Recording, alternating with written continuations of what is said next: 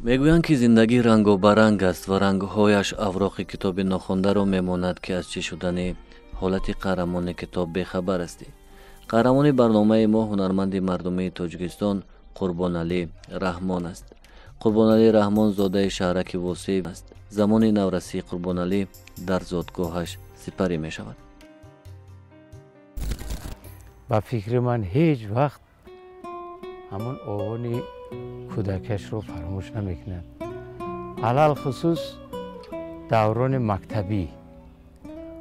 ولی اگر دوران مکتبی رو با دوران دانشجویی اگر تقسیم کنیم خیلی فرق کلان دارد. آوان انکی در مکتب میانه میخونی، اما هم صنفا و هم دوستا و هم رفیقای کودکی فرق کلان دارد. برای من هیچ وقت فراموش نمیکنم اول ما مکتب ابتدایی را گذاشتیم که این مکتب ابتدایی برد از 4 سال بود. اما 4 سال که تعلیم گرفتی بعد با مکتب پوره یعنی شامل میشه. قربان علی یاد دارد روزگار مکتبی را که در زیر محبت مادر بزرگش و استادان مکتبی زادگاهش سپری میشد. او میگوید که چنین روزگار از بهترین روزهای زندگیش بود. خانه ما که زندگی میکردیم یک ممکن که یک 50 قدم را از او طرفی کوچه بود. بسیار نزدیک بود. من بسیار یاد دارم وقتی که همی تنفس میبرم صنف یاد 17 یا 4 همه بوی مشروم نونپزی مادرم با همو هوای مکتب می اومد و من تیز میگرفتم و پره رو میرفتم خانه میرفتم مادرم رحمتی نون پخته استه. بعد بچه هم بیام میگو تیز همه توقچه دا او جوش میریخته تیز کمتر یعنی تزکو. انا من اونو پختگی یک میگردم تزکو میخوردم و انا بای تری سونکه نداشتم خلطچه داشتم ماتریال کربن خلطچه میکردن بود در خلطچه جای رنگدون هم میدوختن که همین شیشهچه رنگدونی که پیرو قطعی می نوشتیم همون رنگ نرزد گفته همون جو میکردن. انا با گشتم می اومدیم درس ادامه میدادیم منش بسو باید ما بعد از اون ما گذاشتیم با مکتب پوره یعنی تحصیلات 10 ساله مکتب به نام شیوچینکوی همون شهرچه یعنی واسع. پدری قربان علی همیشه در خدمت خلق بود. در برابر آنه که شکارچی نامی و ماهیگیری خوب بود همیشه در معرکه های مردم آشپزی میکرد، زیرا در محله شان کم بودند آشپزان که توانند همیشه در خدمت خلق باشند. دورای مکتبی دورای شیرین بود. دورای معلموش بسیار دوست می داشتیم. بعد یک عجبی شمین بود که در همین تمام مکتب کتابخانه بود. در بالای پرتهای ما طلبه مکتب دیم همین اشعارهای حضرت جامی و حافظ بیدل سعدی همه وقت بود، چی در کتابخانه چی در همین صنفخانه. این بسیار خوب بود. کتابخانه در نوبت می پویستند می رفتند. محبت صنعت در وجود قربان علی خردسال هنوز از آوان مکتبخانه پیدا می شود، زیرا او یکی از مکتب بچگانی بود که پیوسته در کروژاک موسیقی شرکت می نمود. حتی همان هنگام با صنعتکاران دهه در توی و معرکه ها رفته هنرنمایی میکرد. یاد دارم انا شادران خواتلی میگفتن، خواتلی غجک نواز. این قدر با همو غجکش راست دیگه همین رقصیده می نواخت. من یاد دارم انا نو اکردن یاد گرفتم من توی بود. از همین واسه در روی اوهان این خیلی یک عروبچه بود که اون تله میکردن بیرفت. همون عروبچه در سوار شدیم آمده ممید یک قشلاق دهه دنغره یک غجک دارد و من اکردان. بعد شبانه که شام شد بعد همین درزای هزم پخته پایه همونه گلخان کردن و انا تا نصف شب همون این اپارات در کجا و میکروفون در کجا همونجا بعدم سرود خلقی میخوان. نخستین شعرهایی که قربان علی میان مردم میسرایید سرودهایی بودند که هنرمند معروف جورابک نظری میسرایید. قربان علی میگوید که نخستین بار جورابک نظری را در آینه نیلگون دیده و مفتون صدایش شده بود. شبکه رو میمونیم یک جوان قامت بلند همین تور در دستش با همین حلقه حوزینه برین همون چرخ میزد در همین شبکه یکم بود. همین یکی چرخ زد همون حلقه و هم پوشش اومد پوش قطعی بعد خیلی حلقه چرخ داد میبینیم انا نامش خوندن جورابک نظری.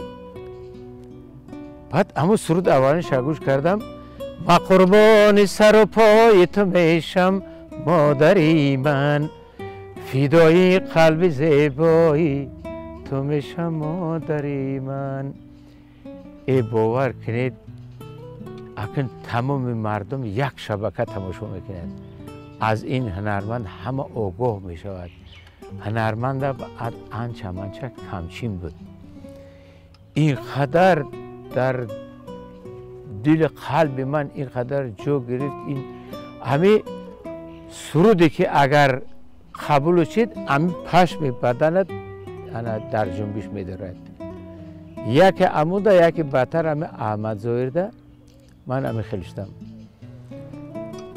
انا بعد همه سروده با از کارت‌ها گرفته پاتیفون میگفتن مونده امیره مشق میکرد در مکتب. هنگامی در صنف هشتم خواندن قربان علی در شهر کولاب آزمون جمهوری برای دریافت جوانان ایجادکار برگزار می شود و معلم قوت علی که سهم بیشتر در صنعت آموزی قربان علی داشت او را به آزمون می برد. صنف اما هشت آخرون هشت بودنم ده یک همه قوت علی روبر موسیقی خونه مدنیت اومد و که بچم اگه پیرامرده کلوب میره مکردون طبیعی کلوب میریم چیکار میکنیم طلب مکتب چی خیلی است تصورم ندارید اونجا آزمونه اونجا میریم اشتراک میکنیم. بعد برادرم اکردون نگرفتیم 18 کیلومتر از وسه البته با اتوبوس بعد رفتیم شهر کلوب شهر کلون.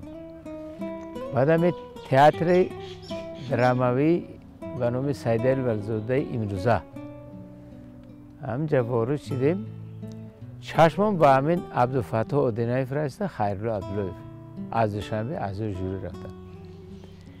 بعد خیلی درجا بابا جنازه سورایو که با کدام حافظای دیگر از ناحیه مسکو هنرمنداش همه جمع شده است. من طلبه مکتب چی میخونم. بعد نوبت من رسید که نه طلبه صنف 8 مکتب میانه بوسی همه سراسمش همه روبو با من روبو بگیرفتم و صحنه برآمدم نوازنده نیست.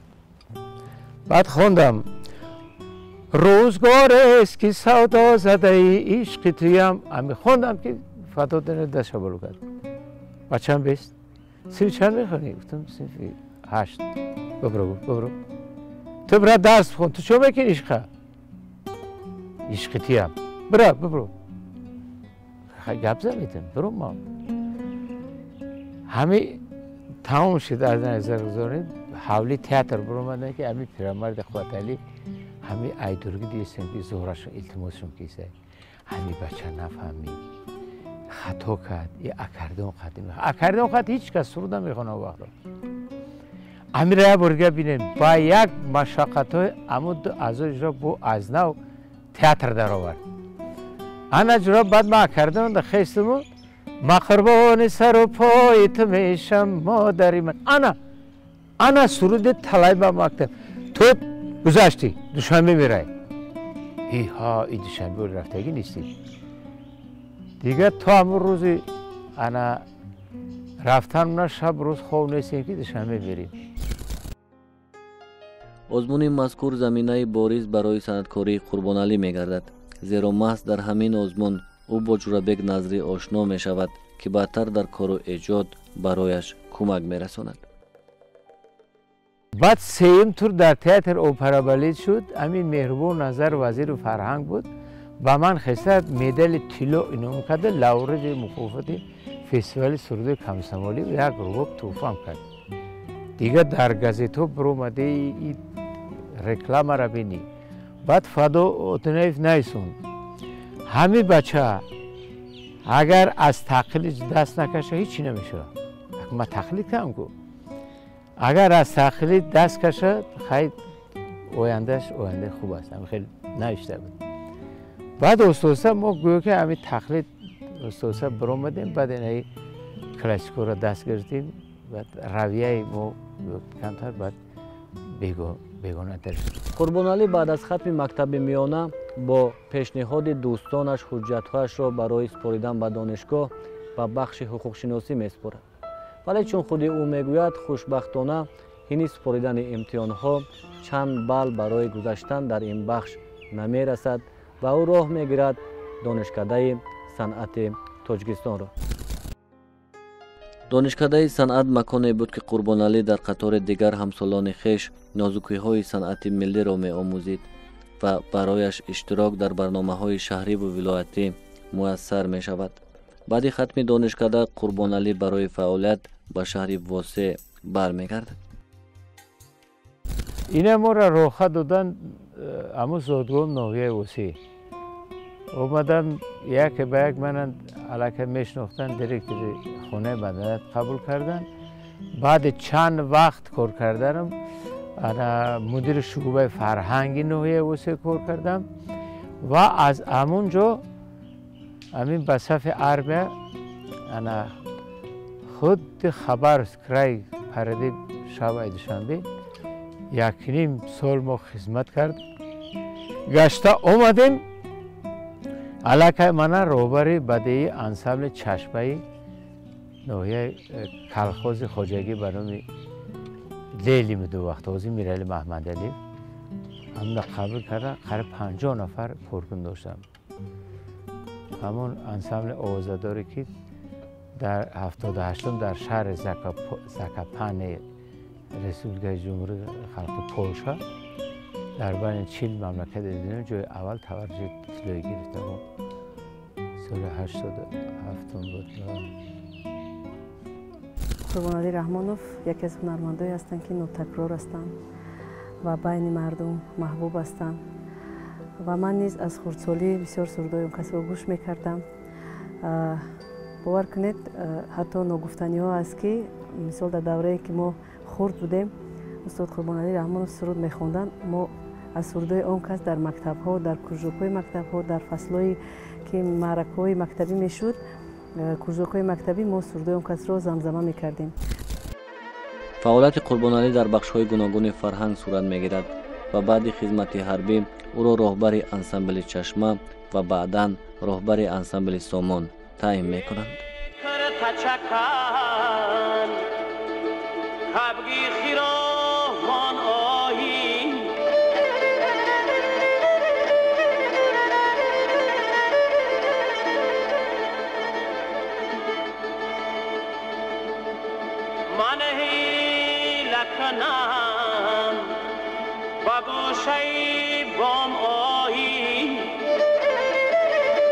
سفر هنری داشتیم به ناحیه واسه.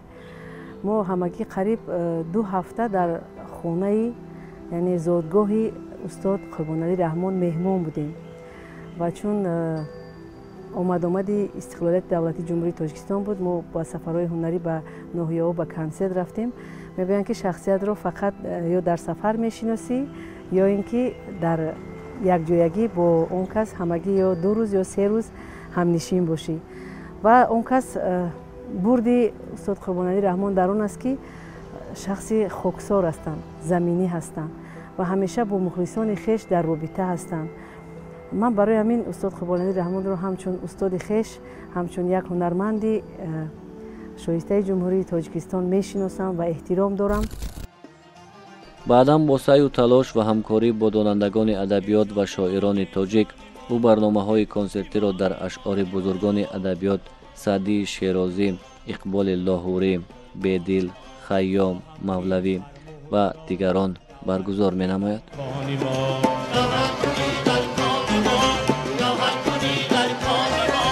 کفری مرا ایمان کنی، جسمی مرا چو جان کنی،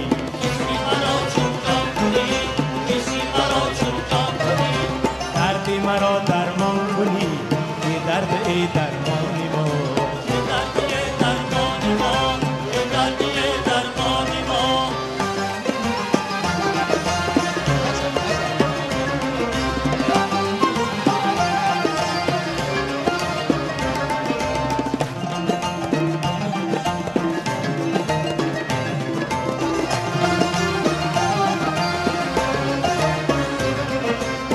سوی ما داری نظر، روی کنین خاکی بسر، آواز در به سر بسر، من زانی تو زان ما، ساقی شرابی معنوی، درد از جامی روی، گر قول ما می نشنوی، پنهان خوری خزلان ماه. دردی مرا درمان کنی، دردی مرا درمان کنی، دردی مرا درمان کنی، دردی مرا درمان کنی، دردی مرا درمان کنی، دردی مرا درمان کنی، دردی مرا درمان کنی،